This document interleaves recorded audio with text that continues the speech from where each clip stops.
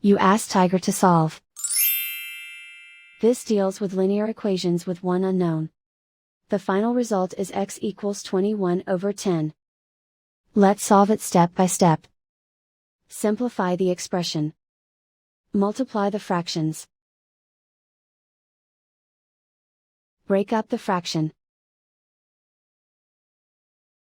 Find the greatest common factor of the numerator and denominator.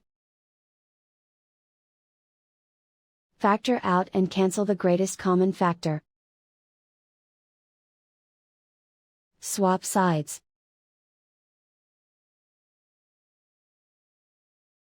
Group all constants on the right side of the equation. Add 4 to both sides.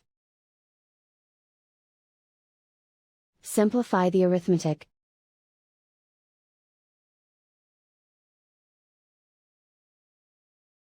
Isolate the x. Multiply both sides by inverse fraction 3/10. Group like terms. Multiply the coefficients. Simplify the fraction.